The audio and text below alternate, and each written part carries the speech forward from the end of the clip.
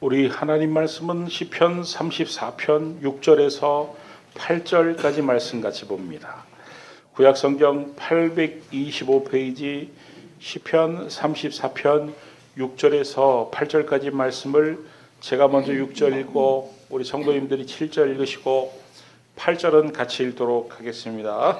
이 공고한 자가 부르짖음에 여호와께서 들으시고 그의 모든 환난에서 구원하셨도다. 여호와의 천사가 주를 경외하는 자를 불러 숨기고 그들을 건지시는도다. 너희는 여호와의 선하심을 맛보아 알지어다. 그에게 피하는 자는 복이 있도다. 아멘. 할렐루야. 아멘.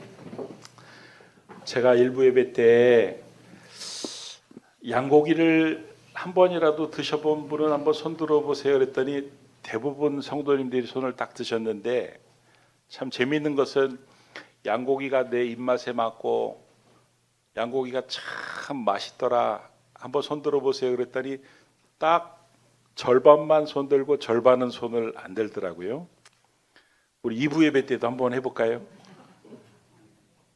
대부분 양고기를 다 한 번씩은 드셔보셨을 거라고 생각이 되는데, 양고기가 나는 내 입맛에 딱 맞고 양고기가 참 먹고 싶다 하시는 분 한번 손 들어보세요. 예, 한번 손 내려보십시오. 얼마 안 되네요. 일부 예배 때보다 안 되네요. 지금 손 드신 분들은요, 제가 비밀을 알려드릴게요. 지금 한국에도 옛날에는 양고기 그 음식점이 없었는데 양고기 전문점이 생기고 양꼬치구이도 생기고 막 그랬잖아요. 그게 맛있고 즐길 수 있는 것은요, 6개월 미만의 어린 양고기입니다. 적어도 1년을 넘어가면은 우리가 먹기 상당히 힘들어집니다. 그래서 시중에 나와 있는 이 우리가 먹을 만한 이 양고기들은 1년 미만의 어린 양으로 보시는 게 맞습니다. 제가 몽골을 6년째 연속으로 갔는데 그 몽골에서는 양을 쉽게 접할 수가 있습니다. 대중적인 고기가 양고기입니다. 몽골에서 한 10여 년 전입니다. 양 이만한 거, 큰 거 양 한 마리에 얼마쯤 할까요? 10만 원쯤 합니다. 3마리에 20만 원 합니다. 아마 10년 지났으니까 얼마나 많이 올랐는지는 모르겠지만, 문제는 이 양을 이만한 걸 잡으면은 한국 사람들은 참 먹기 힘들어한다는 것입니다. 왜냐하면은 이 양에서 나는 그 누린내가 맞지 않기 때문에 그렇습니다. 그 양고기를 어떻게 요리를 하냐면 헐헉이라고 하는데, 이 알루미늄 통 이만한 게 있어요. 그거를 옆에다 갖다 놓고 그 불을 떼 가지고 이 돌을 2시간 동안 가열을 합니다. 그리고 돌을 2시간 동안 가열하는 동안 이제 양을 잡는 거예요. 양을 잡아서 가죽은 가죽대로, 내장은 내장대로, 고기는 고기대로 다 이제 해체를 하고, 이 2시간이 되면은 고기를 그 알루미늄 통에 넣고 돌을 또 알루미늄 통에 넣고 그 다음에 딱 잠궈요. 그러면 그 뜨거운 돌의 열기에 의해서 양고기가 만들어지는데, 저는요, 제가 웬만한 나라의 음식들은 가리지 않고 잘 먹습니다. 그런데 유독 못 먹는 게 몽골 요리입니다. 그 고기를 꺼내 가지고 먹으면요, 도저히 먹기가 힘들어요. 그래서 한국 사람들을 위해서 그 몽골 사람들이 서비스를 해줍니다. 된장하고 마늘을 넣어주는데 그래도 힘들어요. 저만 그런 게 아니라 같이 따라간 그 우리 남자 여자 우리 청년들도 양고기가 나오면은 제 기억으로는 절반은 손도 안 대고, 그 청년 중에서 남자 청년 중에서 몇 명만이 양고기를 막 먹던 그런 기억이 제 안에 있습니다. 그리고 보통 전도 축제를 하면은 그 몽골에 가서 전도 축제를 하면 그들을 모셔서 공연을 하고 말씀을 전하고 그 다음에 이제 음식을 대접하는데 양고기를 대접하는 거예요. 제가 양고기를 대접할 때 6년 동안 한결같이 똑같이 보았던 것은 양고기를 먹는 몽골 사람들, 그렇게 알루미늄 통에다 고기를 익히면 국물이 굉장히 많이 나와요. 근데 고기도 못 먹는데 어떻게 그 육수를 먹을 수가 있겠습니까? 몽골 사람들은요, 잘 먹을까요? 못 먹을까요? 어마어마하게 잘 먹습니다. 막 행복해 하면서 그 고기를 먹는데, 그 국물을 마시는데, 이 한쪽은 너무너무 행복해가지고 막 대화를 하면서 막 먹는데, 우리 청년들은 앞에다가 고기를 모셔놓고 다들 그냥 묵묵히 쳐다만 보고, 유일하게 우리가 먹을 수 있는 타임이 있습니다. 된장 넣고 마늘 넣고 그 다음에 허럭이 딱 나왔을 때 뜨거울 때만 먹을 수 있어요. 뜨거울 때만 먹어. 뜨거우면은 조금 먹을 수 있는데 좀 식으면 다시 누린내가 확 올라와서 먹지를 못합니다. 제가 예전에 있었던 교회 영어 예배가 있었는데 그 영어 예배 담당자는 외국인이었습니다. 남아프리카 공화국에서 온 가브리엘이라는 청년이 영어 예배를 인도했는데, 그 청년도 청년이니까 청년부 예배에 늘 왔습니다. 그래서 어느 날 가브리엘에게, 가브리엘, 야, 고국에서 이렇게 낯선 한국 땅에 와서 사는 게 참 쉽지 않을 것 같은데, 그 중에서 음식이 참 어려울 것 같은데 너는 뭐가 제일 먹고 싶니? 그랬더니 그 가브리엘이 단 1초도 망설이지 않고 양고기요. 지금은 우리가 양고기가 그래도 구할 수 있지만 그때 당시에는 양고기를 먹을 수 있는 방법이 거의 없었는데 양고기요 그러는데요, 애가 벌써 입에 침이 고였더라고요. 여러분, 왜 그 몽골 사람들은 양고기를 먹으면서 그렇게 행복해하고 즐거워하고, 왜 한국 청년들은 양고기를 보는데 뭐 꽂아놓은 보리자루 보는 것처럼 그럴까요? 그 차이가 뭘까요? 맛을 아는 것과 맛을 모르는 것의 차이인 것이죠. 만약에 맛을 아는, 그 허럭의 맛을 아는 그 몽골 사람들을 초청을 하면은 올 때 아주 기쁜 마음으로 올 것입니다. 그런데 허럭의 맛을 전혀 모르는 사람을 초청하면 그냥 오기는 오는데 기쁨도 그냥 형식적으로 올 뿐이지 기쁨이 없을 것입니다.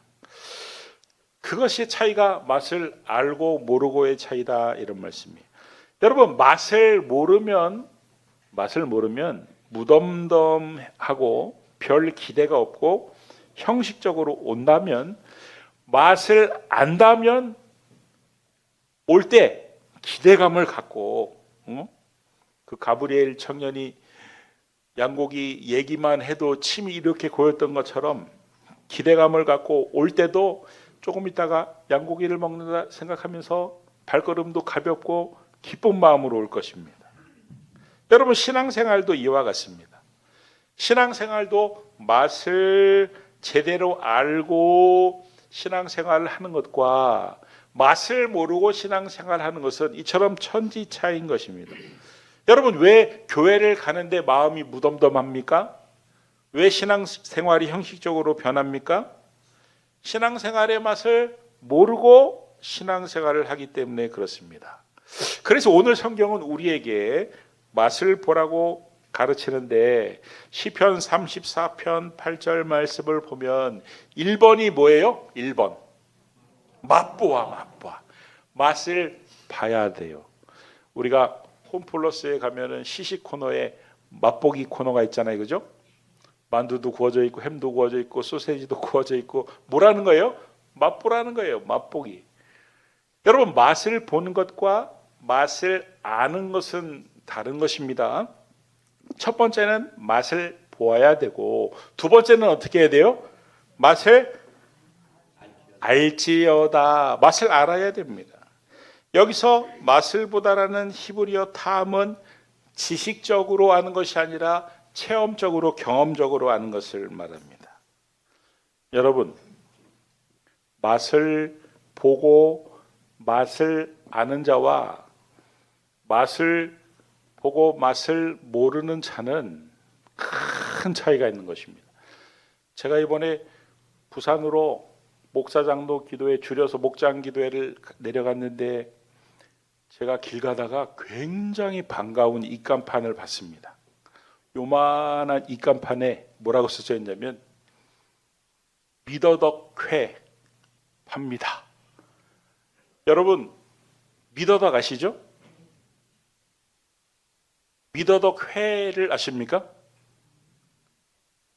저희 어머니가 제가 어렸을 때 미더덕을 가끔 사오셔서 미더덕을 손질하시면서 생으로 먹어보라고 주셨던 그런 기억이 납니다. 그걸 초장에 딱 찍어 먹어보라는 거예요. 초장에 딱 찍어 먹었는데 처음에는 맛이 이게 무슨 맛이야? 그걸 딱 씹었을 때 터지는 그 미더덕, 생 미더덕의 맛이 처음에는 조금 저한테 맞지 않은 것 같았어요. 근데 그거를 몇 번 반복해서 먹다 보니까 너무 맛있는 거예요. 그래서 어릴 적에 그렇게 맛을 보고 쭉 지내왔는데 그 미더덕 회를 파는 데도 없고 일부러 제가 또 미더덕을 사다가 그렇게 먹어본 적도 없고 그래서 미더덕을 한번 생으로 먹어봤으면 좋겠다 이런 생각은 했지만 없으니까 안 보이니까 몰랐다가 그 입간판을 딱 보는 순간 우와 이런 마음이 딱 들었어요. 똑같은 미더덕을 봐도 어떤 사람은 생으로 한번 먹어봐 그러면 에이 그걸 어떻게 먹어 이러는 사람이 있는 반면에 똑같은 미더덕을 봐도 생으로 먹는 그 맛을 아는 것은 완전 천지 차이다 이런 말씀이에요. 여러분 맛을 보고 그 다음 단계 맛을 아는 단계로 나아가야 돼요. 그리고 그 맛을 즐기고 누리는 단계로 나아가야 돼요. 신앙생활도 맛을 알아야 됩니다. 맛을 보고 맛을 알아야 됩니다. 그리고 그 맛을 누리고 즐기는 단계까지 나아가야 돼요. 그것이 바로 오늘 성경에서 말하는 맛보아 알지어다의 의미다 이런 말씀입니다. 여러분 그러면 구체적으로 무엇을 신앙생활에서 맛보아 알라는 거예요? 3번입니다. 뭡니까? 여호와의 선하심을. 여러분 하나님은 선하신 분입니다. 하나님은 당신 자신을 소개할 때 요한복음 10장 11절 말씀을 보니까 나는 어떤 목자라? 선한 목자라. 우리는 양이고 주님은 목자이신데 그 목자이신 주님이 양인 우리를 대할 때 항상 어떻게 대한다는 거예요? 선하게 대한다는 것입니다. 여러분 오늘 본문 말씀을 보면 시편 34편의 말씀인데 이 시편 34편에 제목이 있습니다. 표제라고 하는데 그 제목에 뭐라고 되어 있냐면 언제 이 시를 지었냐면 다윗이 아비멜렉 앞에서 미친 채 하다가 쫓겨나서 지은 시 이렇게 되어 있습니다. 다윗이 이 이스라엘의 초대왕 사울왕이 질투심에 눈이 멀어가지고 다윗을 죽이려고 쫓아다닐 때 도망을 다녔는데 얼마나 맹렬하고 얼마나 기세등등하게 쫓아다녔는지 더 이상 이스라엘에 숨을 곳이 없었습니다. 그래서 다윗이 어디까지 도망을 가냐면 블레셋까지 도망을 가는데 이 블레셋은 도망가면 안 되는 곳입니다. 왜냐하면 다윗이 죽였던 이 골리앗이 블레셋 사람이잖아요. 다윗은 민족의 원수입니다. 그런데 오죽했으면 블레셋으로 도망갔겠어요.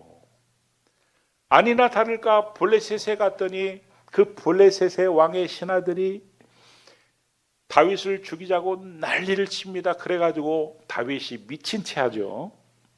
그리고 우여곡절 끝에 풀려나고 살아나게 됩니다.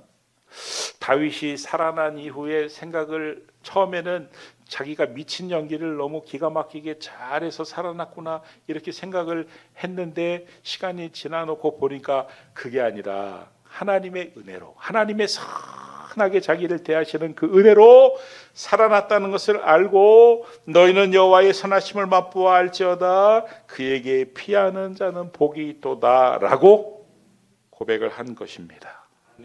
여러분, 다윗이 그랬던 것처럼 그때 당시에는 몰랐는데 다시 한번 인생을 이렇게 회상을 해보면 야, 진짜 하나님의 은혜였구나. 하나님이 정말 나를 선하게 대우하셨구나 라고 느끼는 게 우리 인생에도 저도 말이죠. 제가 중학교 때 학교에 갔다 딱 왔는데 얼마나 여름에 더운지 갈증이 너무너무 심한데 마침 싱크대 옆에 아주 먹음직스럽게 생긴 보리차 한 잔이 있는 거예요. 그래서 아무 생각 없이 보리차를 탁 들이켰는데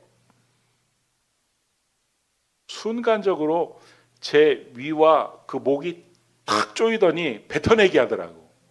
그래서 뱉어냈어요, 그거를. 나중에 알고 보니까 저희 어머니가 그 세제를, 가루 세제를 풀어서 이제 쓰려고 한 건데 그 짧은 순간에 제가 착각하고 먹은 거예요. 근데 그거를 탁 조이게 해서 다 뱉어, 제 병원도 안 갔거든요. 제가 그때 골로 갔으면 여러분들 못 봤을 겁니다. 생각해 보니까 하나님의 놀라운 은혜. 제가 부교육자 시절에 한 40살 넘으니까요. 이제 담임 목사로 가야 되는데 우리 목사님께서 마침 싸움하는 교회, 분쟁하는 교회에 저를 설교 목사로 보냈습니다.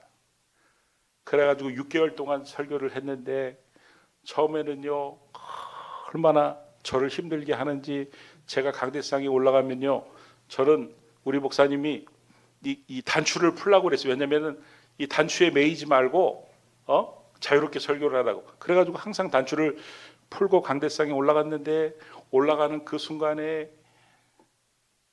단추 채워! 성도 중에 어떤 분이 그리고 건방지게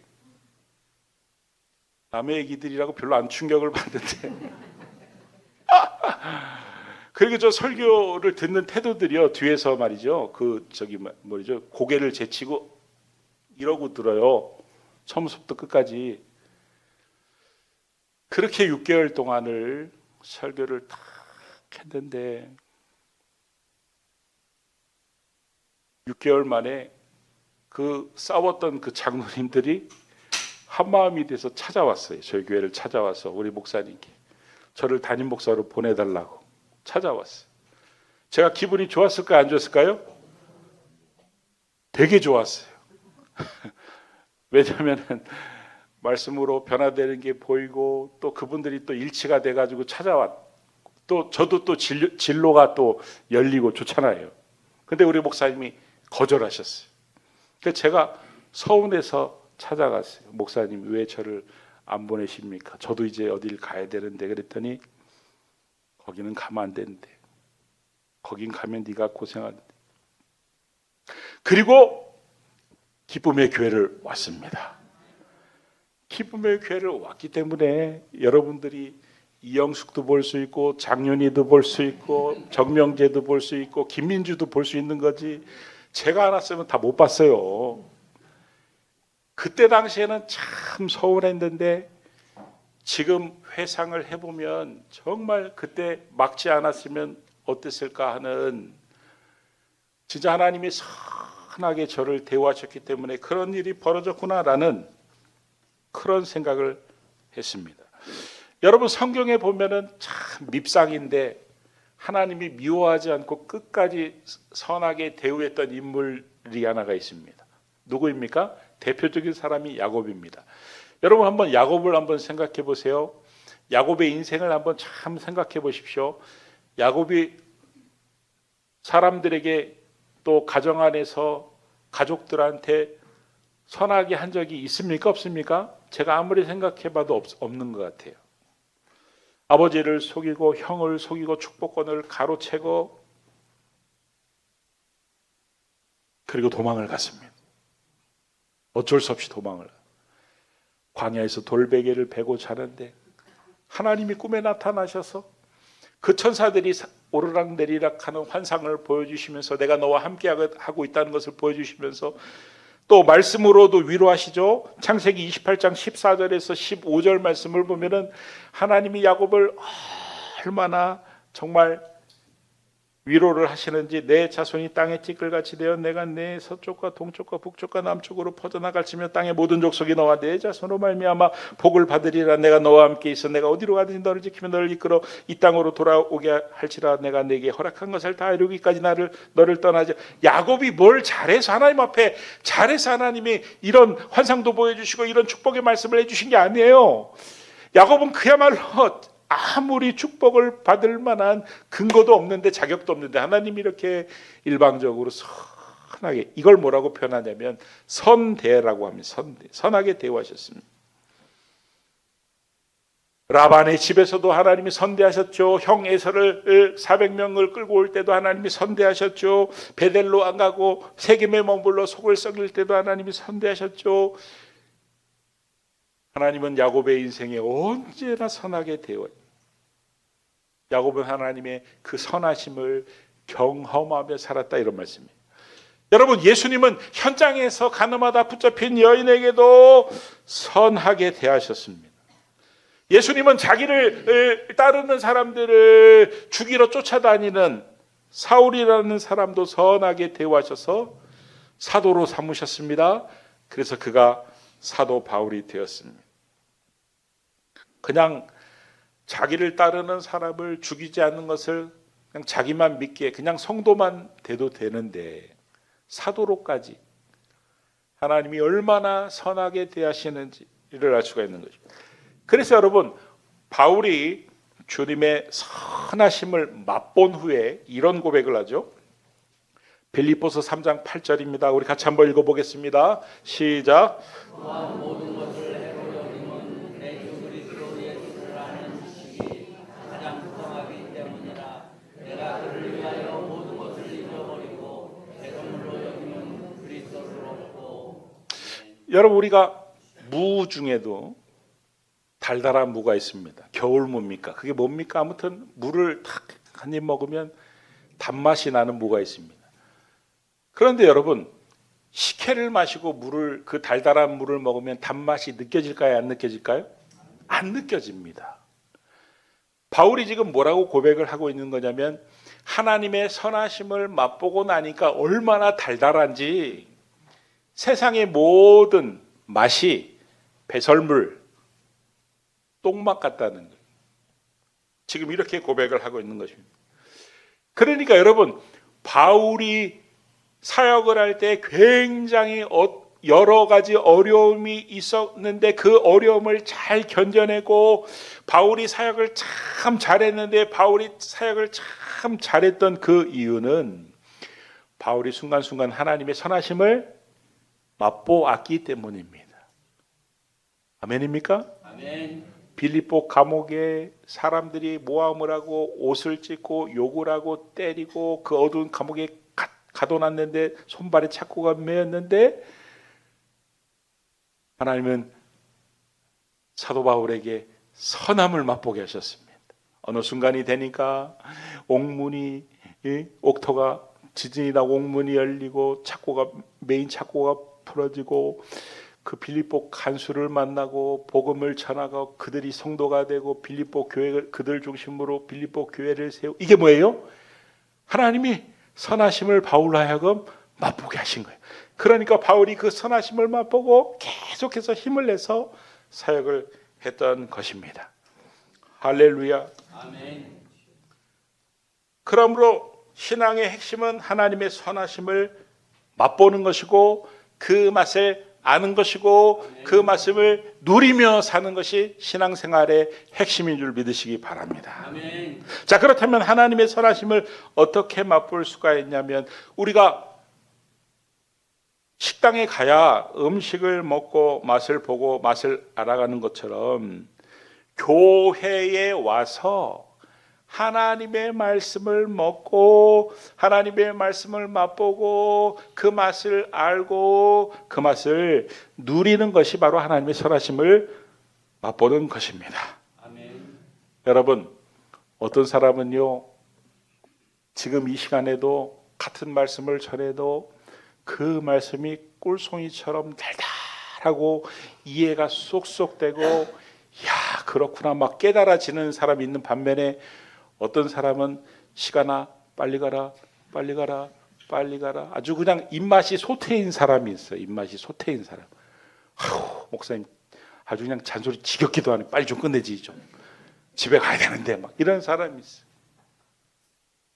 여러분, 내가 고민하고 갈등하는 문제를, 야 교회에 왔더니 목사님이 마치 나를 들으라고 하는 듯이 그냥 얼마나 말씀을 그냥 하시는지, 아주 그냥 귀에 쏙쏙 들어오고 말씀이 막 꿀송이 같고, 와 그렇구나 깨달아지고, 큐티책을 폈는데 하나님이 얼마나 내 생각을 내 상황을 정확히 하시는지 그 답을 말씀으로 확 눈에 들어오게 하시고, 내 형편, 내 상황, 나의 움직임, 그 시간 동선까지 파악하신 하나님.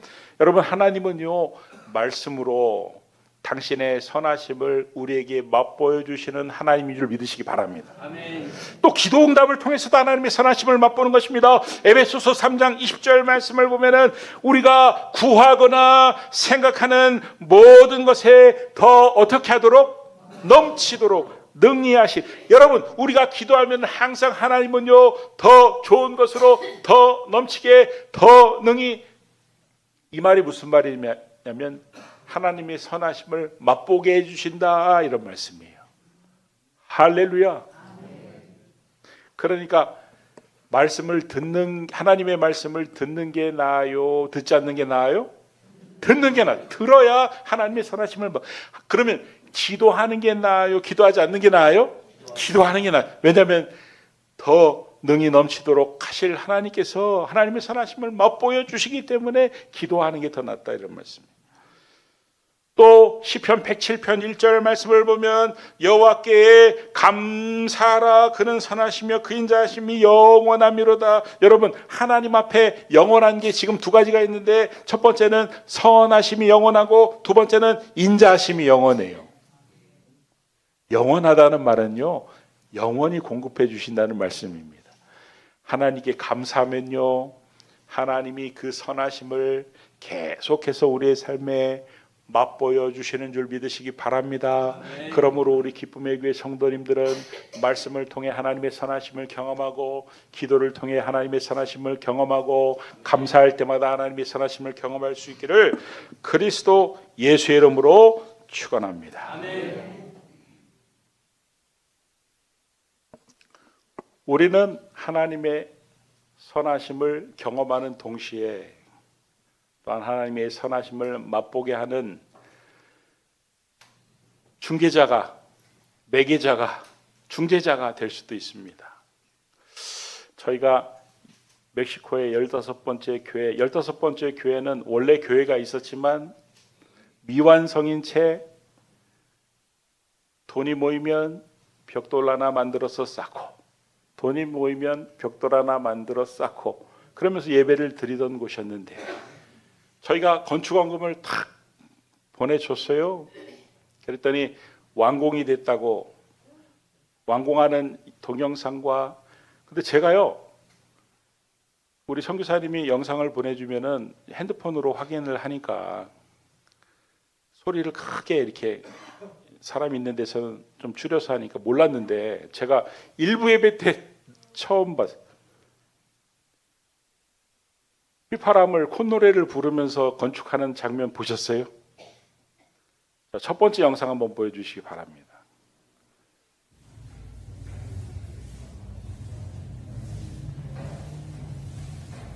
이제 건축하는 이 과정을 이렇게 영상으로 이렇게 보여주신 것 같아요. 여기는 1층입니다. 이제 2층 올라가는 계단인데 1층이라는 걸 지금 보여주고, 1층에 이렇게 수리 보수 공사를 하고 있습니다. 이렇게 하는, 다음 영상을 보여주십시오.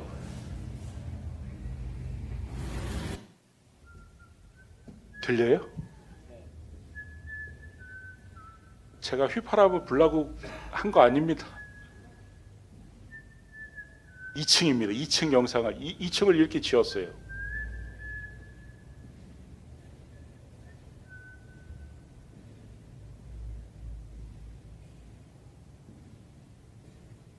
자, 그래서 이제 예배를 드리는데 사진을 좀 보여주십시오.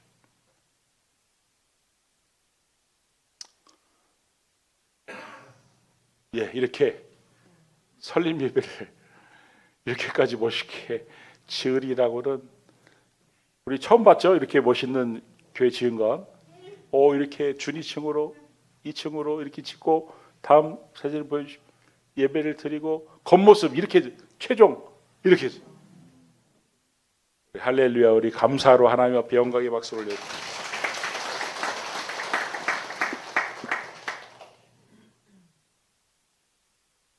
여러분, 하나님의 선하심을 이 교회도 우리를 통해 맛보았을 것입니다.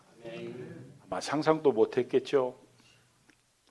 형편이 되면은 헌금 모아가지고 벽돌 하나 만들어서 썼던 교회에서 어떻게 이런 일이 벌어질 거라고는 상상도 못하고 휘파람을 불며 아마 그 휘파람이 하나님 앞에 드리는 찬송이 아니었을까.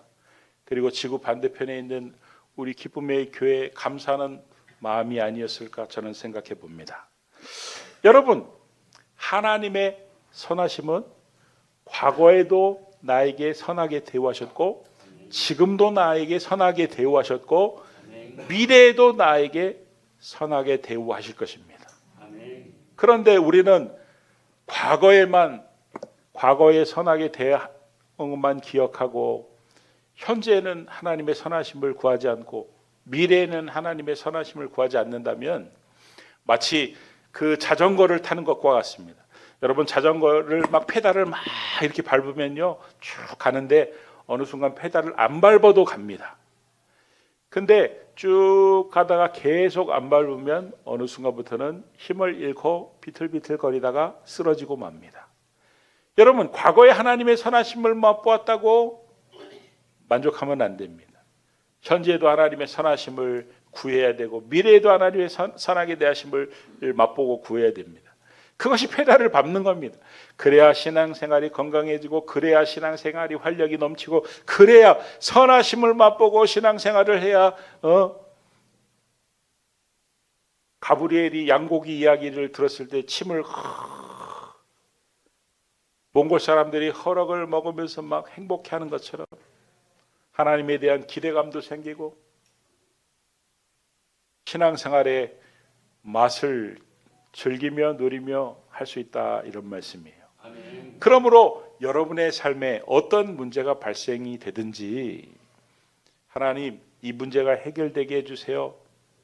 하나님, 우리 손주가 공부하고 있는데 합격하게 해주세요. 이런 것만 구하지 말고 하나님, 이 문제를 통해서 하나님이 얼마나 선한 분인지 맛보게 해주세요. 맛을 알게 해주세요. 맛을 누리게 해주세요. 이렇게 기도를 하면 안 하는 것보다는 훨씬 낫지만 100점짜리 기도가 될 수 있다, 이런 말씀이에요. 아멘. 하나님, 우리 손주가 시험을 보는데 합격을 해야 되는데 우리 손주가 하나님의 선하심을 맛보게 해주십시오. 알게 해주십시오. 누리게 해주십시오. 이렇게까지 기도해 주시기를. 그러면 하나님은요, 어떤 하나님이냐면 반드시 맛보게 해주시는 하나님인 줄 믿으시기 바랍니다. 아멘. 나는 선한 목자라. 주님은 선한 분이시고 그 선함을 베푸는 것을 기뻐하시는 분이시고 그 옛날 야곱에게 선함을 베푸셨던 것처럼 오늘 본문의 다윗에게 선함을 베푸셨던 것처럼 사도 바울에게 선함을 베푸셨던 것처럼 우리에게도 여전히 선함을 맛보게 하시는 하나님인 줄 믿고 그 하나님의 선하심을 이왕이면 신앙생활을 하는데 맛도 못 보고 그냥 아무것도 모르고 그냥 교회 나오지 말고 이왕이면 하나님의 선하심을 맛보고 하나님의 선하심의 그 맛을 알고 그 맛을 누리고 즐기며 신앙생활을 할 수 있기를 그리스도 예수의 이름으로 축원합니다. 아멘. 기도하겠습니다. 하나님의 선하심을 맛보고 그 맛을 알고 그 맛을 누리며 신앙생활할 수 있도록 도와주시옵소서. 아멘. 말씀을 통해 기도를 통해 감사를 통해 합력하여 선을 이루신 하나님의 은혜를 통해 그 맛을 알게 하여 주시옵소서. 아멘. 예수님의 이름으로 기도드립니다. 아멘.